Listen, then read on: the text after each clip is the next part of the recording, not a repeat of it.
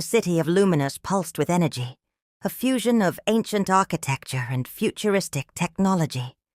Towers of glass and steel reached toward the sky, their surfaces reflecting neon lights from the bustling streets below. The air hummed with the low-frequency buzz of hovering vehicles and flickers of holographic billboards advertising everything from elixirs to implants. At the edge of the city's riverfront, Krystos leaned on the railing, lost in thought. His fingers traced the edge of a small talisman hanging around his neck, a keepsake from his grandmother. Lily had whispered stories of their family's bloodline, stories of power, destiny, and danger. For years he'd dismissed them as old superstitions. But now, the weight of those tales pressed down on him like a curse he couldn't escape. A whisper on the wind broke his thoughts. "Lost in thought?" came a voice from behind him. Krystos spun around, startled.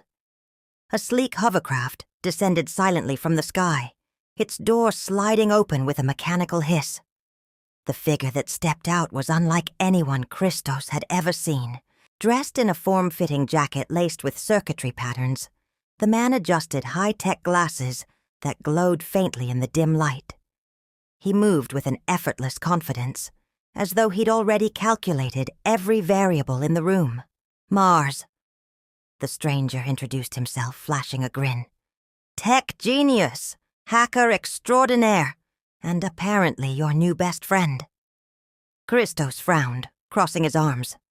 "I didn't ask for a friend," Mars chuckled, tapping the frame of his glasses. A holographic interface appeared in the air between them, displaying data streams filled with cryptic symbols and ancient texts.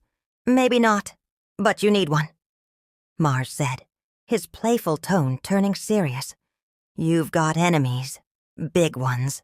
Before Krystos could respond, the air around them grew colder.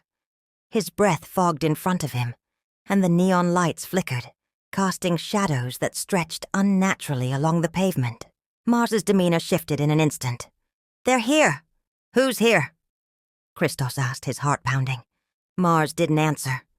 Instead, he reached into his jacket and pulled out a sleek device that unfolded into a curved blade, glowing faintly with blue energy. "The Sundered Ones."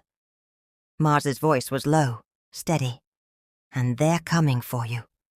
As if summoned by his words, dark shapes began to emerge from the alleyways. Their forms were humanoid, but their skin was pale and cracked, their eyes hollow voids. They moved with jerky, unnatural motions, like puppets on invisible strings. One of them lunged at Krystos. He barely had time to react before Mars stepped in front of him, slashing the creature with his blade. The Sundered One dissolved into a cloud of black smoke, but more were coming. "Move!" Mars shouted, grabbing Krystos by the arm and pulling him into the narrow streets of Luminous. Krystos ran alongside Mars, weaving through twisting alleyways, as more Sundered Ones appeared from the shadows. The creatures whispered in a language he couldn't understand, their voices like the scraping of metal on stone. "What do they want?" Krystos yelled, his chest heaving. "Your bloodline," Mars called back. "They've been hunting people like you for centuries." The streets blurred around them as Mars's glasses flashed with data streams, calculating their escape route. They turned a corner and ducked into an abandoned building, slamming the door shut behind them. Mars activated a security field, locking out the creatures. For a moment there was silence. Krystos leaned against the wall, struggling to catch his breath. "What? What the hell were those things?" Mars adjusted his glasses, the glow fading. "The Sundered Ones." His voice was steady, but there was a hint of weariness in his tone. "They're remnants of a broken bloodline, souls who've lost their connection to their lineage. They've been corrupted, twisted into something unnatural." Krystos stared at the talisman around his neck. The weight of his heritage pressed down on him more heavily than ever before. "And they're after me?" he asked quietly. Mars nodded. "Your bloodline is powerful. It carries ancient magic, the kind that the Sundered Ones crave. They want to steal it, to make themselves whole again. Silence hung between them for a long moment. Why me? Krystos finally asked, his voice barely above a whisper. Mars sat down on a broken crate, removing his glasses for the first time. Without them, his eyes were a striking shade of amber, sharp and discerning. Because you're the last of your line, Mars said softly. The last hope to restore balance. Krystos frowned. Restore balance? What does that even mean? Mars sighed, leaning back. There's a rift between worlds, the supernatural and the technological. Your bloodline holds the key to bridging that gap. But if the sundered ones get to you first, well, let's just say it won't end well for anyone. Krystos rubbed his temples, trying to process everything. So, what? You're here to save me, Mars grinned. Something like that. Krystos shook his head. Why? What's in it for you? Mars's smile faded. He adjusted his glasses, the glow returning to the lenses. Let's just say, I have my reasons. Before Krystos could press further, a loud bang echoed from outside. The creatures were trying to break through the barrier. We don't have much time, Mars said, standing up. He handed Krystos a small device. This will help. It's a shield generator. Activate it when things get messy. Krystos took the device, feeling the weight of responsibility settle on his shoulders. And what about you? Mars grinned again, slipping his glasses back on. I've got my own tricks. The security field began to crack, tendrils of dark energy snaking through the barrier. The whispers of the sundered ones grew louder, more insistent. Krystos activated the shield generator, a translucent barrier forming around him. Mars, meanwhile, drew another weapon from his belt, a pair of bladed gauntlets that shimmered with electric energy. Ready? Mars asked, his tone light despite the gravity of the situation. Krystos nodded, his heart pounding. The barrier shattered. The sundered ones poured into the building, their movements chaotic and disjointed. Mars leapt into action, his blades cutting through the air with precision. Sparks flew as he slashed through the creatures, each one dissolving into smoke upon defeat. Krystos, protected by his shield, watched in awe as Mars fought with grace and efficiency. But the creatures kept coming. We can't hold them off forever, Krystos shouted. Mars grinned. We don't have to. He tapped his glasses, and a portal opened behind them. A swirling vortex of light and energy. Time to go, Mars yelled, grabbing Krystos's arm. Together they dove through the portal, leaving Luminous and the sundered ones behind.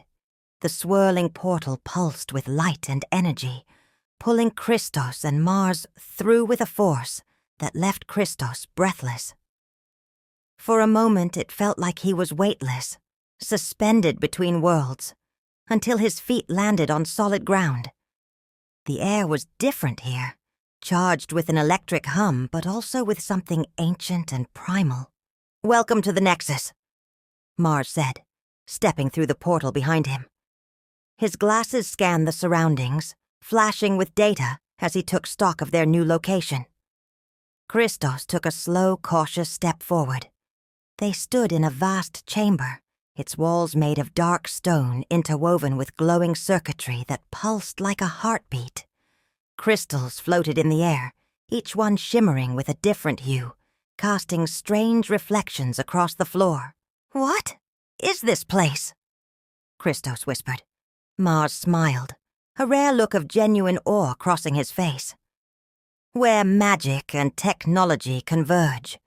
The Nexus is the crossroads between worlds, a place that exists outside of time and space. Few people know it even exists. Krystos ran his fingers over the surface of a nearby crystal, feeling its energy pulse beneath his touch. And you brought me here. Why? Mars's expression sobered. Because it's the only place where you'll be safe. For now.